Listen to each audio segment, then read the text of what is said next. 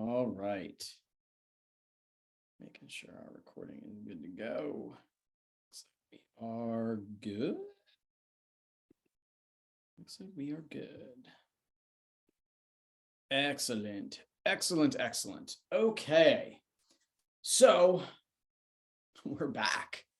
Not to go too deep into it, went back to pull the recording for the class. It was chopped. It was not functional. And I felt like this content was too good to not give to everybody in the absolute best way possible. So here I am on the weekend. I'm going to reteach the class. We're going to buzz through. And so we're going to do the topic is the gifted agent. And it's really a class and content that's designed to help you generate massive results within your database through creating referrals and repeat clients. And what we're going to do for this version, because it's all 100% recorded, is that I'm going to go to, there's going to be some exercises for you to do. And when I get to those exercises, I'm going to give you a chance to pause the video, and then you can come back in whenever you're done with the work that you're going to do. And so, so that'll be your opportunity to get that work done. It actually might end up working out nicely because we're not, some of this actually in the live class, felt like we were like trying to move forward, and there's like some deep dive stuff that you're going to have to do. So before we get started, encourage you, have a great note-taking setup there. Recommend you have a couple of like full-blown pages, blank pages set aside for you to either take notes for the class and also for the exercise that we're going to do. The exercise is going to be an evolving exercise, and it's probably something that you're going to come back and revisit. So just be prepared for that, and let's get rolling. So this class, this concept of the gifted agent was really born from taking great lessons on businesses that were built that included an extraordinary customer experience, customer plan within the business of doing real estate that helped to maximize the ROI. So you guys should be seeing on your screen the slideshow. And then I'm just going to be your guide, your captain for the journey. So, make sure we're good. So, okay, start with a quote, right? Our customers are not a transaction unit. We want a lifetime relationship with them. That's from Joe Scarlett, president of Tractor Supply. He's actually kind of very well known as somebody who put the customer experience into the business plan of Tractor Supply, and helped really bring that company to be a national player in the space that they're in. And the way that he looks at customers clearly is a lifetime business relationship. Okay. So a couple of things. Pay attention to this quote here, because we're going to come back to that. It's the value of a lifetime customer. So this is going to be a little bit of a math exercise. So that piece of paper that you had from my recommendation, this is your time to use it. So I'd like you to do this exercise in real time along with me. And so average sales price of a deal, either in your market or your personal average sales price, I'd like you to make that note. We're going to actually determine what the value is of having lifetime customers.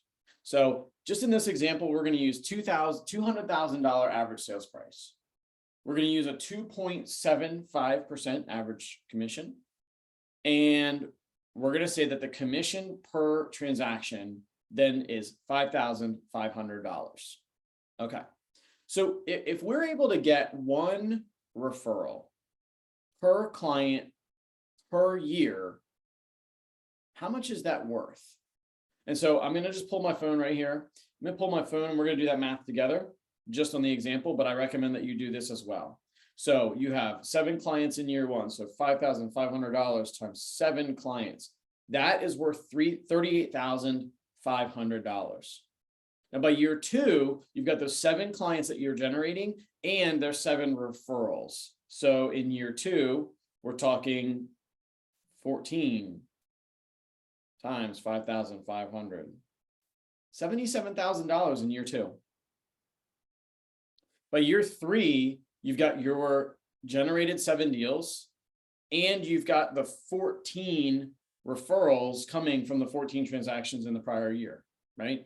So we're not even talking about exponential growth. We're not even talking about really stacking on top. This is simply just about creating referrals and repeat business from the people that you're already generating. So year 3, just for that number, $5,500 times 21 sales, that the 21 transactions generated in year 3 by doing 7 new deals and your referral business is $115,500. You're a 6-figure earner within 3 years in the business, and everything above that is gravy at that point. So how much is your referral system worth by year 3? The answer is $115,500. Now, that's on this example. In Pittsburgh, average sales price in most of those zip codes in Pittsburgh, we're talking $400,000. In central Pennsylvania, you have plenty of people whose average sales price is $250, $270. So you do the math, right? Now I'm just going to take it off of this basic number here. At year 3, it's worth $115,000.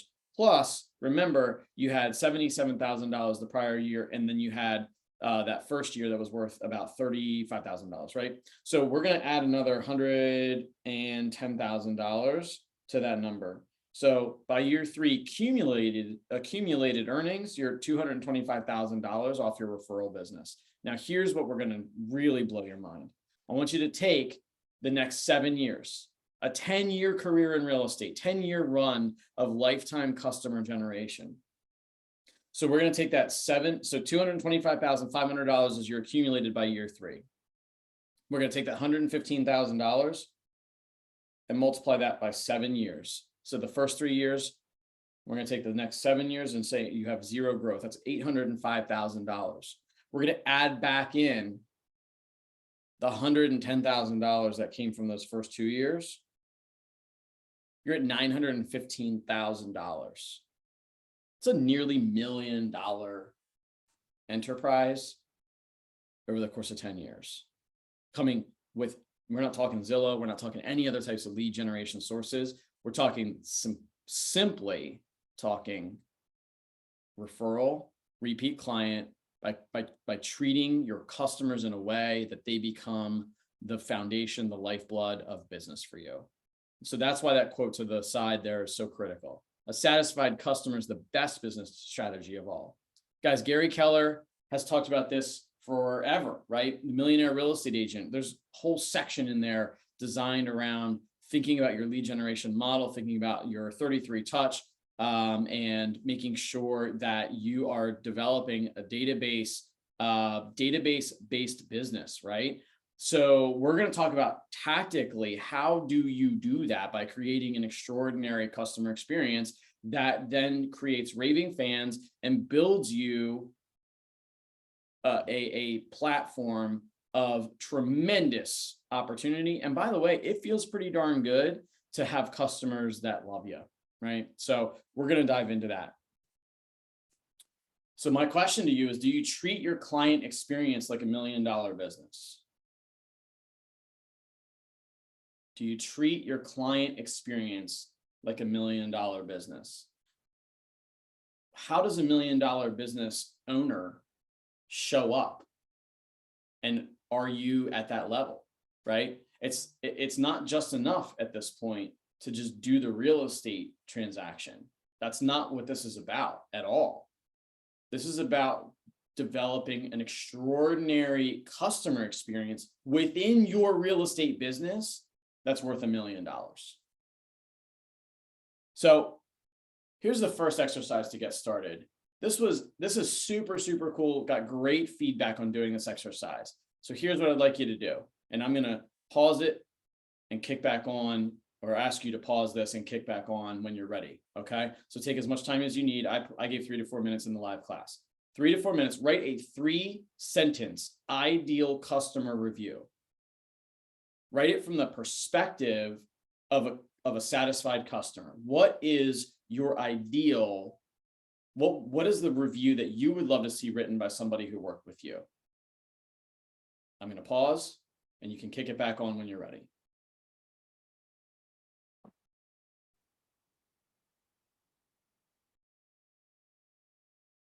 Okay. So I'd love you to read that review, and then we're going to go into some statistics. And I'm gonna move kind of quick through this section. We're going to go through some statistics that tell you a little bit about the critical nature of developing a repeat and referral business. And then we're going to circle back to that review many, many times. But I'd like you to read that review and ask yourself how close or how far away you are from delivering that experience every single time. And by the way, how many reviews do you have that say that right now? Okay. What is your idealized review? Now let's go into some data that's going to tell you exactly how important it is to be developing an extraordinary customer experience and what the value is of doing that. Okay. So here's something that's really interesting.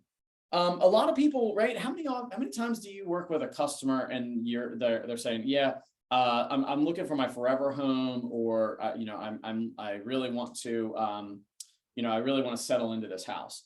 Here's the reality. I want you to look all the way to the right, the 2022 data. Look at that circle. There are 39% of people are likely to move in less than 8 years, which means that if you're talking about that 10-year business, right? And there's a whole nother section down there at 8 to 10 years. If you're looking at that 10-year layout of your customer experience, if you just are developing it for the first 3 years and then repeat it for the next 7 years, more than 40% of the people that you sell a home to are likely to actually move within that period of time. And so that's your repeat business right off the bat, right? Think about, if you sell over the course of 10 years, if you're selling 200 homes, you should be generating 20 repeat pieces of business just even within that time, right? Or more. So, this talks a little bit about where people go to find their agent. And I think this is going to be critical because we're going to talk about the value of having trusted people giving your name out, and how developing an extraordinary relationship with your database where you get raving fans. It's the #1 way to protect your business. So here, this should alarm you, because in 2022, the first step for the buying process, 52% of people started by looking online for properties for sale, and 19% contacted a real estate agent first.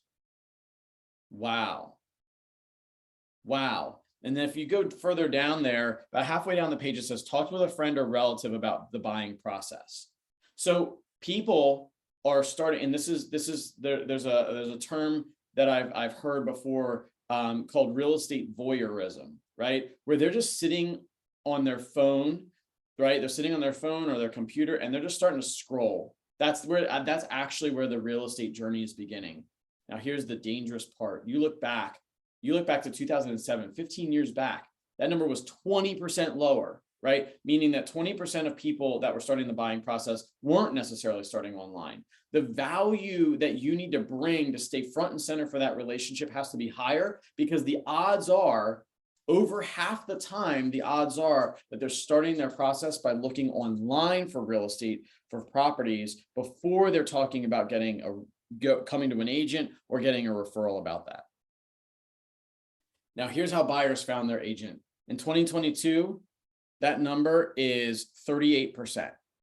38% of people found their real estate agent by way of referral from a friend, either by referral or their real estate agent is a friend, neighbor, or relative. Okay, so 38% there, and 12% of people use the previous agent. Now we're going to come back to that number. 12% use their previous agent. But that means that 50% of people are going to actually find their agent by way of a referral or their repeat real estate agent. Now go back, right? Because the previous slide showed that that 50% of people were starting their process online. Well, look at the third line. 10% of buyers found their agent because they inquired about an online property. That number wasn't even on the radar 10 years ago. That was a zero, didn't exist, right? So that's been growing, which means that the internet searching and finding your agent by way of the internet is becoming, I don't want to say a threat, but it's becoming something that could potentially chip away. So if you just do a great job with somebody and let them go on their way, there's a very limited chance that they're actually going to come back to you. And we're going to talk a little bit more about how that plays out. Here's how sellers found their agents. So 36% were by way of referral, and 27% of sellers used their repeat agent. Now that feels a whole lot better. Now we're talking 63% of sellers found their agent by either repeat or referral. So remember, Gary tells us we list to last. And so right here, you're talking like this is a massive opportunity, because if you can get their seller business, or if you can get them to own a home, right, and they're going to become a seller, the odds of them using you by way of referral or repeat is actually pretty good. And we need to make sure that we're delivering an experience that's worthy of being referred by people to someone that's trusted by them, or that they remember us because we delivered such a great experience that they're coming back to us for the repeat business. Now, here's something. Remember that number was 12%, right? 12%. And this is what buyers said in 2022. 76% of them said they would definitely refer their real estate agent. And 13% of them said they probably would refer their agent. Now, hold on a second, time out. That's 89% of buyers said that they would definitely or probably refer their agent. I'm going to take a really quick slip back here.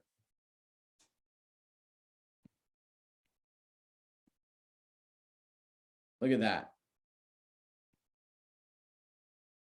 Only 12% of buyers actually used their previous real estate agent. Right there it is at the end, 12%. But 89% of them said they would. So what's the gap? And I'm going to argue that that gap is just not delivering on a great experience, and then not reminding them that you are their person over and over and over again. All right. So here's what the gifted agent program is not. It's not an excuse to go shopping and buy more stuff for your business. Don't be reckless.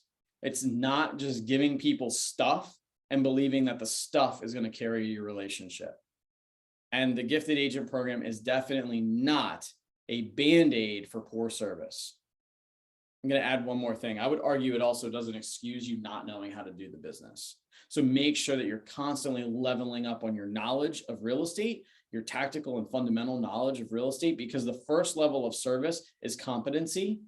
And so if you're incompetent in the business, it's going to be a hard ask for you to, it doesn't matter how many cookies you deliver or how many client events you have or how many parties you have. If you are dangerous for your clients because you don't know what you're doing, there's no excuse for that.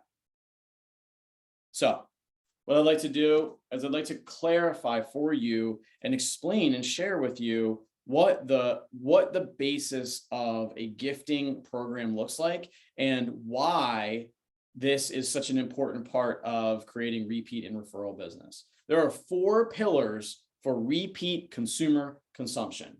And we're going to go through these. This is super good information. It comes from neuroscience, right? Every one of these pillars is attached with feeling. It's very emotion based. There is science behind this, because if you've heard of the word dopamine, right? So dopamine is a chemical. So each one of these pillars of consumer consumption actually is attached to a chemical release in the body. And so this is, you literally will create a chemical change in someone's existence or someone's being in the way that you create an experience. And so we're going to talk about the 4 pillars. This is the type of stuff where when you walk into Target, you go for one thing and you end up filling your cart. Is very much based on consumer behavior here. Okay. So number 1, consumer consumption. One of the first pillar is driven by excitement and the thrill of the hunt. We want to create anticipation even during the down times. Okay.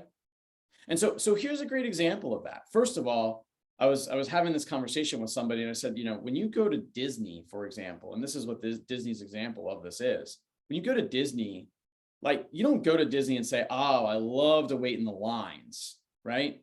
But think about how much attention they pay to the lines. Like, I think of Hogwarts, which is phenomenal. I think of the Avatar, right? I think of the Star Wars section, right? Where like in the line, it's like part of the experience and it's creating this anticipation.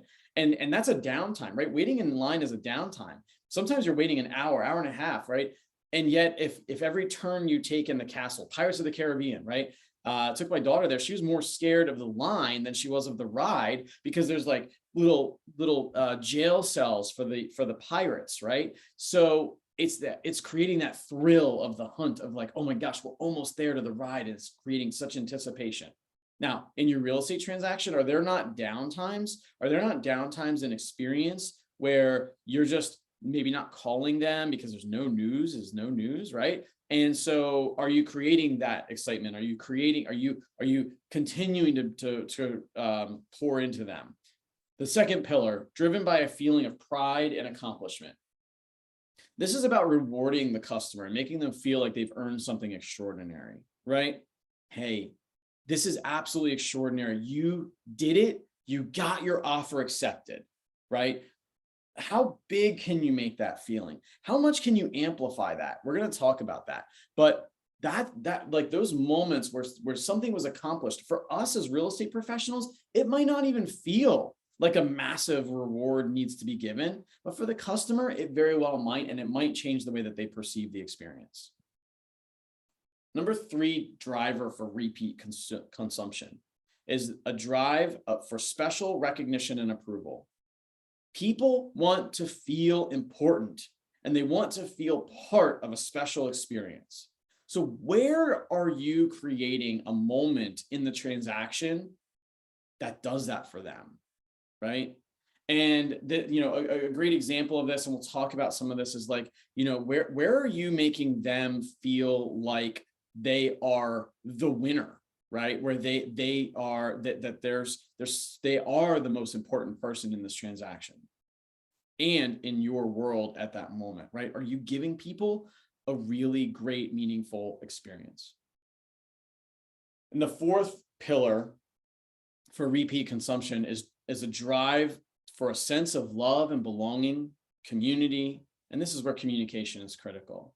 We want to deliver a memorable experience where customers feel compelled to become your ambassador, right? Who knows somebody who goes to Disney like once a year? Who knows somebody who rocks the little Disney stick figures on the back of their car, right? Like, and I think there's so many examples where a community sense is created within a consumer experience, right? We're just consumers of Disney. We're just consumers of some of these retail experiences, and yet we go there and we feel a sense of community. Here's a great example: Target. Who has Target Circle, right? Target Circle, you get little special text messages and emails, and you're part of an experience, and you get a little bit of a savings, but barely any at all. And by the way, when you're part of Target Circle, think about that from Target's perspective. Because you're checking in every time, they have total data on everything you buy, and they're learning just as much from you as you feel part of something with them.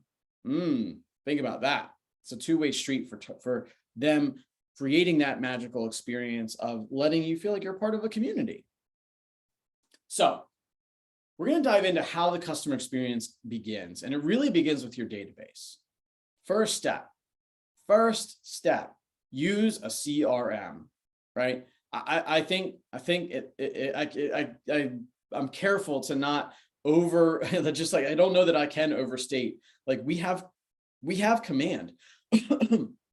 We have command, right? And command is available to you. You literally can just log right in. You have a CRM. I mean, if you want to use a little black book, or you want to use Excel or a Word document, like that's cool, but like it's going to be very hard for you to scale. And by the way, if you think of $1 million business, is $1 million business going to be running off of something that's a powerful platform that allows you to communicate with your database, or is $1 million business going to be sitting in a notebook? So here's some recommendations. I recommend that you break your database into categories. And so here's some examples. Break it into active buyers, active sellers, closed buyers, closed sellers, vendors, agents, and then your MET database. Now we're going to keep METs separate, and we're going to dive into that pretty extensively. But think about this, right? Your customer experience, right, within the community is with every one of these groups. Are you paying attention to vendors? Are you pouring into other agents, right? If you went back and asked yourself, the review that you wrote at the beginning of this class, would a vendor be willing to write that about you? Would the other agent be willing to write a review of that level about you? Right? Because that's how are you presenting yourself? Don't be out of integrity where you're just treating your customers really great and you treat everybody else like crap, or you're not being attentive to them. And I'm not saying that you would necessarily do that, but it can happen where you just pour focus into one place and forget. And also, by the way, your vendors can be tremendous referral partners, right? They're part of your database. And so ignoring them could be a big miss. Now, let's break out the METs. So MET, the definition of a MET is anyone that you've ever met that you have contact information for and want to communicate with. Don't fool yourself. If you've met them and don't have good contact information, it's not really a value to your database.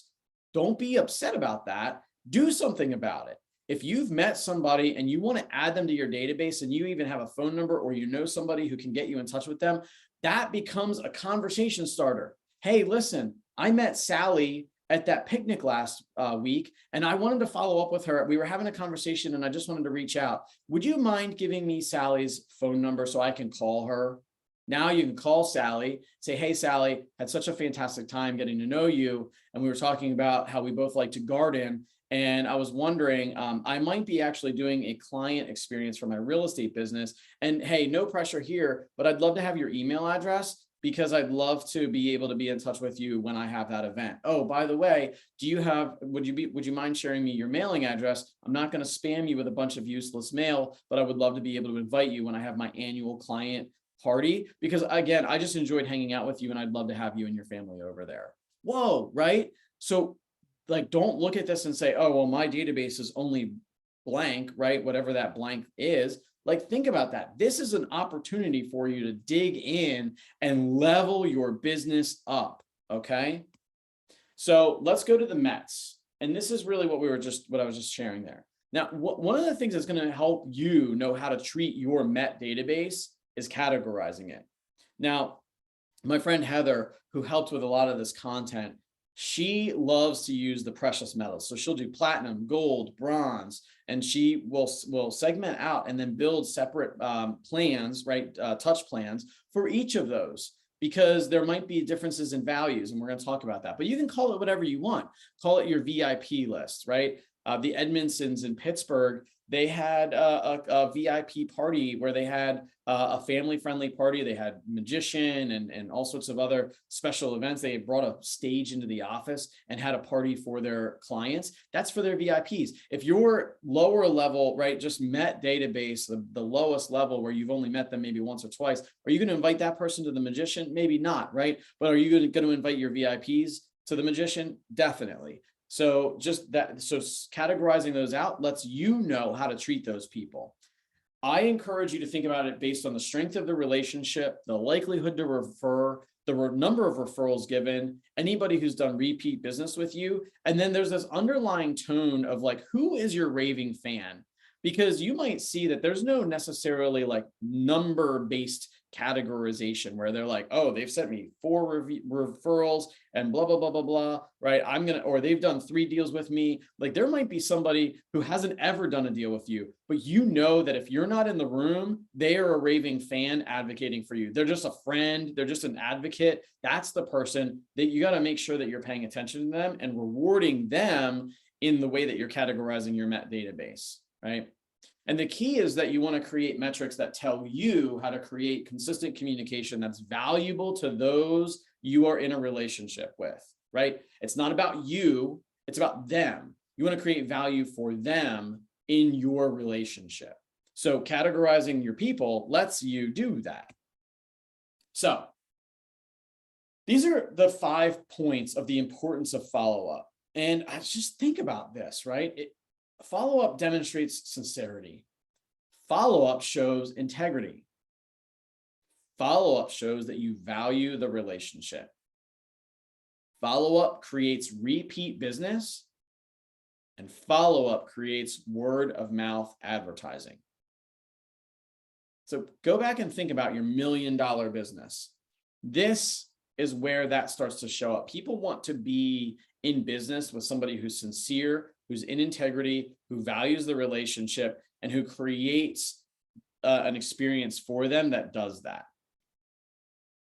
So we're gonna slide over to within the transaction. How do you incorporate gifting? So the gift of gifting, and specifically a gifting program that's built into your customer experience. So this is the big exercise, everybody. Okay. So I'm going to walk you through it, and then you just pause me and shut me up, and you take some time to do this. So here's the exercise we're doing. And I encourage you to either pick the seller side or the buyer side. And by the way, ultimately, you should have a separate journey for both. Okay. So if you do a seller side one today, maybe you pause, you go through the rest of the course, and then you're going to come back, or you pick the buyer side and then you want to come back. But either way, like, create opportunities on both, whether you're working with a buyer or working with a seller. Now, here's the exercise. I want you to identify your customer journey. What is it? Okay. So you're going to start with stranger. Start at a stranger. I just met Sally. What's the next step as we move towards doing business together and ultimately closing a transaction? And I want you to go through. So the next step might be our first conversation, right? And then our next step might be we have an appointment. Our next step might be we go on showings. Our next step might be I refer her for a mortgage broker, right? So like whatever the steps are going to look like for your buyer or seller, think about every single one. Now, I don't know what it is, 1, 2, 3, 4, 5, 6, 7 on here. I wouldn't be surprised if your customer journey is 15, 20 steps. And your first run through it, you might actually like get to the end, look back up and be like, oh my God, I completely forgot about the home inspection, right? So go through this. I'm going to pause, shut me up, and I want you to really dive in and pay attention. What are each of the steps of your customer journey going from stranger to closing?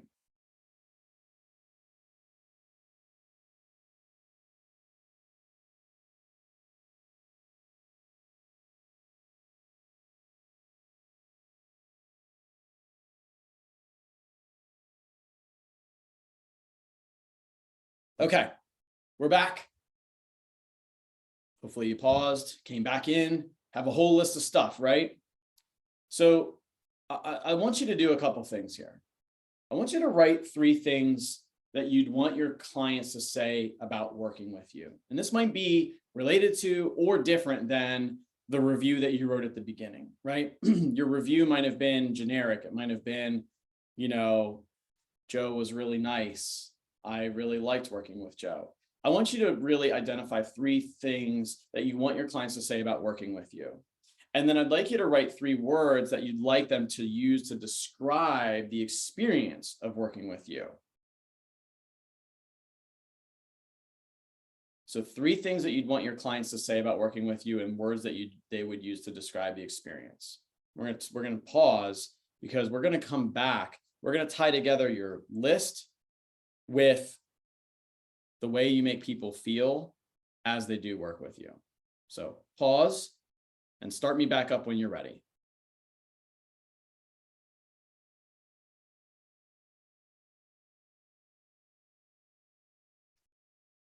Okay, so we're going to get rolling here. Now, you just did this exercise where you did top to bottom of all the steps of working with you and the steps of a transaction in the customer journey, right? Now you've written down like what you want people to say while they're working with you. Well, this journey is where these things need to come to life. And so we're going to talk about how do you create micro moments inside the transaction where those things, these words that they're using to describe the experience, places where those can come to life.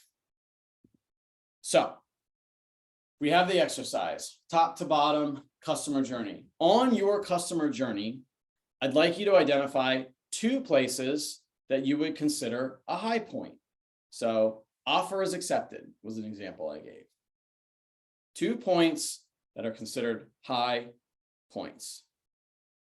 On your customer journey, I'd like you to identify 2 places where things could be challenging or confusing.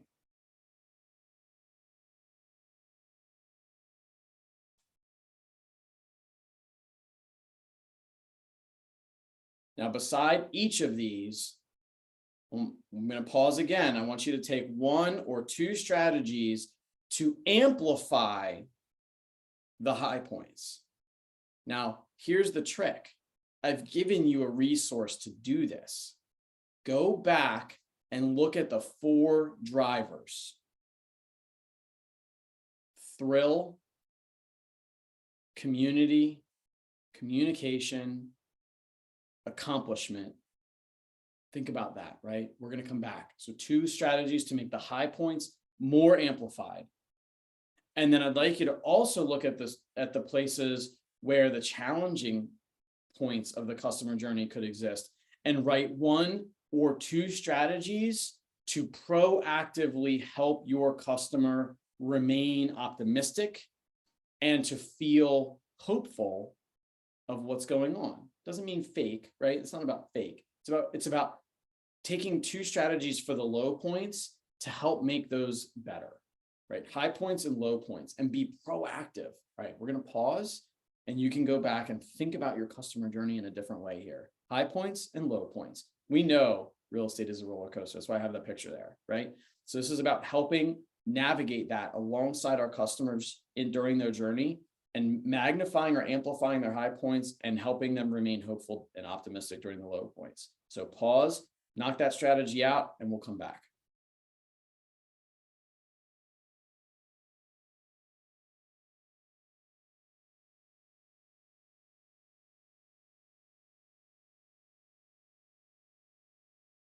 Okay, so I wish we were live. I wish we were together, because I would love to hear the takeaways and ahas. But this exercise is so powerful just because it creates awareness, right? Oftentimes we get into our own lane as the real estate professionals. We're doing real estate over and over again, or maybe we're new to the business and we're not thinking proactively. We're just in survival mode, right, of the transaction. And so just being aware of those high points and low points, thinking ahead, it gives you an opportunity to create control and curate an amazing customer experience, which is really what we're going to talk about right now, right? So we're going to dive into a very specific part of the process, and we're going to walk you through a couple of examples of how you can absolutely amplify the transaction and really start to feed into those emotional drivers of your customer to give them an extraordinary experience.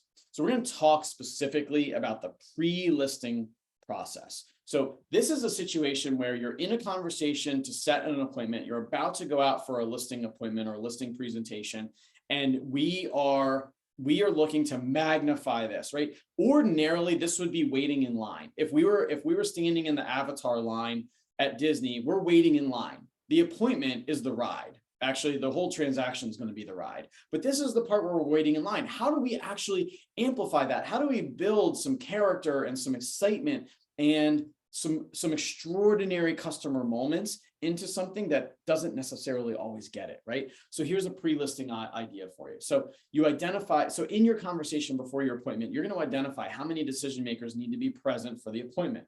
By the way, you've heard me talk about in the shift book, there are the 6 connecting questions: who, what, when, where, how, and why.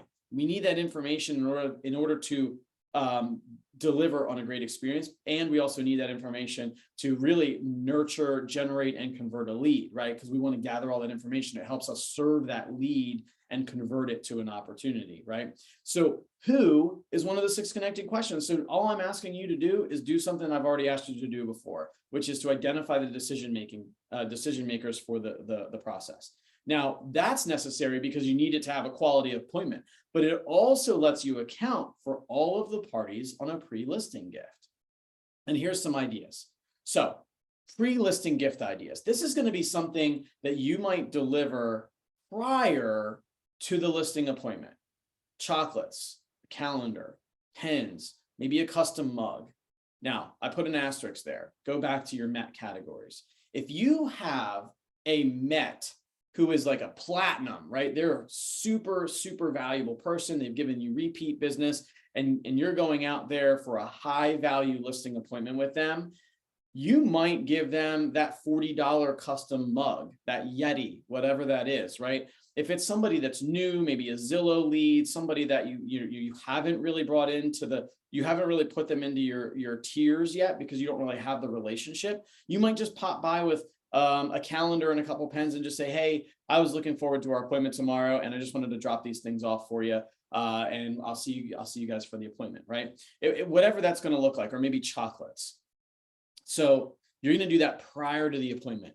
Then you're going to come along to the appointment and you're going to do all the things you need to do as a real estate agent anyway. You're going to bring comps, your listing documentation, your presentation for the listing itself. You're going to bring along a lockbox because you know you're going to get it. You're going to bring a coming soon sign, business cards, and then a small follow-up gift, right? Now, here's a great example. You might stop by with a calendar or stop by with chocolates, just a little box of chocolates. I have a little family-owned chocolate shop that's a mile from my house, and I try really hard not to visit it for myself, but I'm not afraid to visit it and get a teeny little box. It's got like 4 little chocolates in it, and that just creates a little bit of a memorable moment for somebody, right? A little bit of an experience. So you might drop that off in the pre-listing, and then when you do your follow-up gift, it might just be a handwritten thank you note and leaving them 2 pens, or maybe at that point you take them a mug or whatever that looks like, okay? So you're taking a pre-listing gift and you're taking a little gift along to the listing appointment.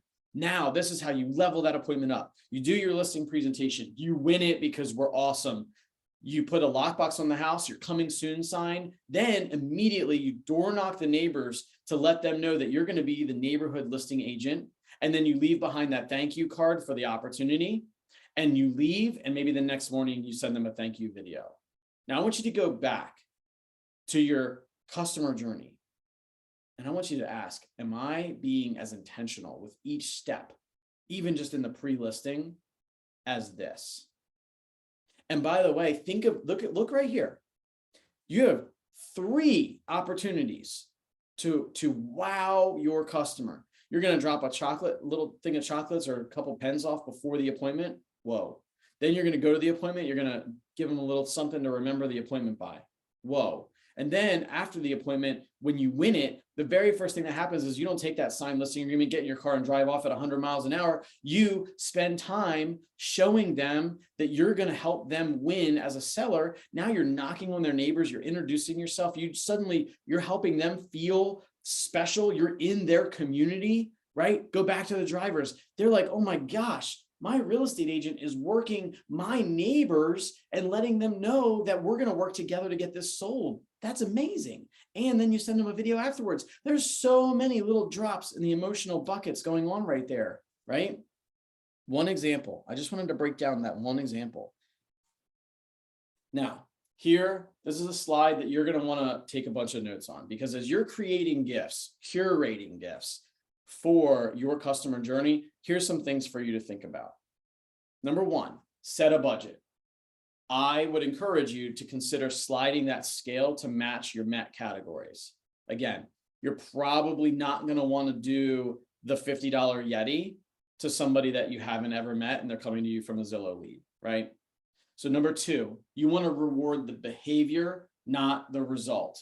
If you have somebody, I'll give you the example here. If you have somebody who's in your platinum or your highest level VIP group and they give you 2 or 3 referrals, you want to reward them giving you the referral regardless of whether you get the business. You want to say, write them a thank you card. Thank you so much for thinking of me. Here's a $5 Starbucks card for sending over Sally and Jimmy Smith. They were fantastic people. I'm not sure if we're going to work together yet, but I love the opportunity and thanks so much for thinking of me, right? You want to reward their behavior, not the result.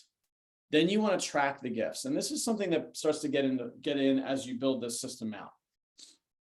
Is first of all, one of the ways to track gifting is gifting on your calendar, right? Making sure that you have time for it and making sure that it's included within the process that you're building. Then you want to create a tracking system for the gifts themselves. And here's an example of that. So Sarah sends a referral. you immediately gift Sarah because we reward the behavior. And then we gift the new referral under the customer journey, right? Because we just did a pre-listing and showed you how you have so many opportunities to give a gift to the new referral, right? Then Sarah sends a second referral. Now she might move up to a different category in the MET categories because Sarah's really kicking butt and she's obviously an ambassador for me and she's an advocate. So now I want to make sure that I note where she is. I want to note what gift she got before, and then I can maybe move her up. So this is where the tracking starts to come into play. It also lets you know what's working and what's not working, okay? Now, here's something else about curating the gifts. When they're predetermined, it takes the guesswork out and it streamlines your time block, right? You don't want to have to think about it. One of the things that prevents action is that we get stuck in the thinking about it. And so predetermining all the stuff like, hey, it's a listing. I know exactly what my process is going to be. I know what the gifts are going to be. I already have my thank you cards already purchased. They're sitting on this place on my desk. And so every time I'm getting ready for a listing, I know I'm going to pull that thank you card out. I'm going to say, thank you so much for the opportunity. I hope we get the chance to work together. I look forward to being a part of your lifetime real estate plans. Period. Signed. Hearts and kisses. Love, Joe, right? Whatever that is. So I'm just saying predetermined and streamlined. And then hold your money accountable. Again, tracking the gifting allows you to hold the gift giving accountable. And as you start to look at your referral and repeat business on a gifting plan, you should be maximizing out that ROI. And so again, the gifted agent concept and this content came from really looking at businesses that involved a very, very high level of customer experience. And what was found was that it is not crazy for you to have a 20, 25, 40 times ROI. If you spend $1,000 on client gifts and get $40,000 back, that is a phenomenal ROI. You look at things like online leads or direct mail or postcards or those types of things, you know, a really, really industry standard ROI might be 3 to 5 times ROI. So I'm just saying, don't be surprised if the rewards are extraordinary, but you have to hold that money accountable, and doing the math might create awareness for you that you didn't have before. Now, we're going to go back to that exercise, and here's the opportunity to take those 4 drivers and make sure that you have included a moment or experience for each of the 4 drivers that we talked about before. I'd also like you, and we're going to pause after I give this exercise, and you can pause with this on your screen. I'd also like you to identify in your customer journey where you've created the moments that will earn you the review you wrote at the beginning of today. Now, before I pause, I'm going to share in the live live class. This conversation led to like my review that I wrote was that I was more than a real estate agent. I became a friend. I was more than a real estate agent. I had knowledge and they felt that they could trust me, or whatever that was, right? Well, listen, as you think back to that exercise and you look at the places where you've created the opportunities to trigger those drivers for the customer journey, and where you think about the review that you wrote of the ideal review from your customer, if your journey and the way that you work with customers doesn't actually help you deliver that, you're not going to get that review. And you're in control. It's your business. So change it and make sure that you have places in your customer journey where you're doing that. Great example. If you meet with a Zillow lead calls you, they say, hey, we want to see 123 Main Street. You say, cool, I'll be there in 30 minutes. You don't ask them any questions. You don't get to know them. You go to the house, you see it. You tell them, hey, listen, the first thing that everybody needs to do is they need to get approved with a mortgage company. Here's the mortgage guy I recommend. You don't know him from anybody, but I trust him. He's really good. You give it to them. They get shipped off to the mortgage guy. Next thing you know, they're like, oh, we actually really do like the house. We'd like to buy it. You say, great, I'm going to dot loop you the contract, and you guys just go ahead and click through it at your pace, and then I'll get that submitted over. Now, pause there. At any point, have you created a relationship? And at any point, have you earned a review from them that says that you cared about them and they felt like they created a friend, not just a realtor? Right? So let's be intentional about that. That's what this part of the exercise is all about. We're going to come back and finalize that exercise with this.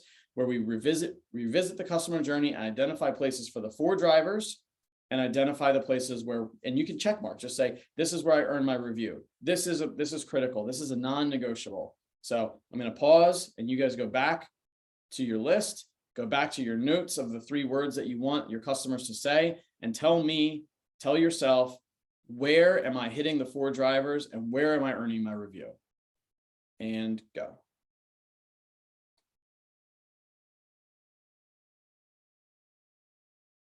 Okay. So I think part of this is really about anticipation, because all of this of writing this process down and thinking ahead to your plan, a little bit of it is documenting what you actually do, but the other part of it is starting to think about what you'd like to do and intend to do and anticipating the customer's experience and journey. So I thought of this Wayne Gretzky quote: I skate to where the puck is going to be, not where it has been.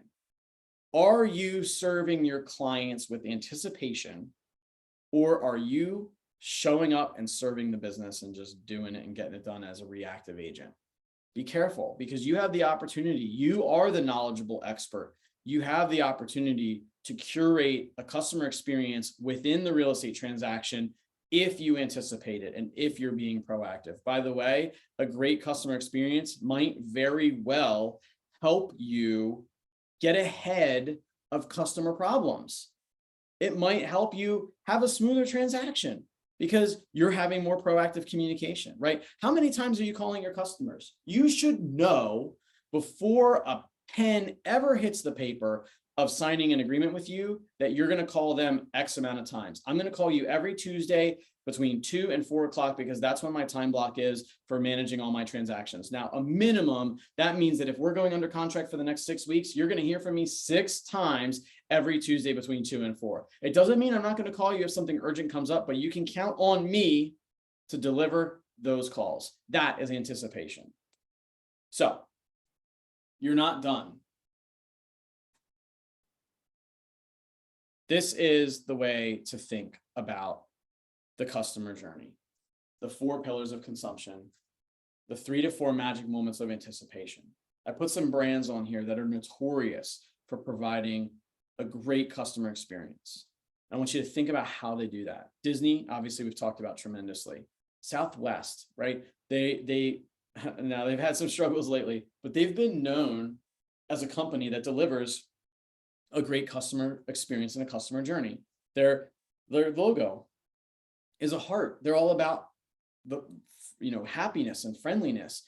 And they say like their dollars that if you get a credit from them, they're called like love bucks, because they want you to feel all of those emotions of the drivers of a community of being appreciated, right? They want to anticipate all of that. And so when they let us down by having, flight failures and all that other stuff, that actually feels jarring to us. It's so out of character for them, because in a world of transportation, of flight, right, they're known for being a great customer experience company. And then you look at Zappos. It's literally in their catchphrase there, underneath their logo. Our vow is to wow. Now, Disney has a book called The Experience, which is a great book on customer experience. Zappos has a book on customer experience called Delivering Happiness. Okay. So there are places where you can go. There's another book called The New Gold Standard, which is actually about the Ritz-Carlton customer experience journey, right? So there are plenty of places for you to go if you'd like to really dig in and understand how you can create an extraordinary customer experience. The concept that we brought today in terms of doing gifting, or, it's not about spending a fortune on gifts. It's about creating those micro moments. And you can go out and spend $20 on a box of cards from Target, and you can write handwritten notes, and you're still going to be a level above 90% of the other people that are talking to your customers. And if you go even another step further and you get a $5 box of chocolates and just drop that off before the appointment, or take that with you on the appointment, like those are the ways you're going to create that massive increase in the business. That's the way $1 million business thinks and behaves. So I hope that this was helpful. I hope that this made you think differently about the way your customer experience could be, or maybe give you some opportunities for you to really dig into your business. Even if you're seeing success, it lets you see that maybe where you're seeing success, if you're seeing that in your customer experience, if maybe referrals or reviews are your number one or number two lead source, are you actually doing enough to maximize that, right? Because that's actually part of where this class was born. This class was a little bit born because we were seeing accidental success in referrals and repeat business, and we could see purposeful, massive scale if we just leaned into something that was working already and leaned into it at a higher level. So I hope that this has put some new thoughts into your head. I hope that this was helpful for you. I hope that this changed your business. And I hope that the exercise that you did, you go back and revisit a number of times and make sure that you are building an absolutely incredible customer experience and customer journey within your real estate business to get repeat and referral business at a massive scale. Build your $1 million business. All right.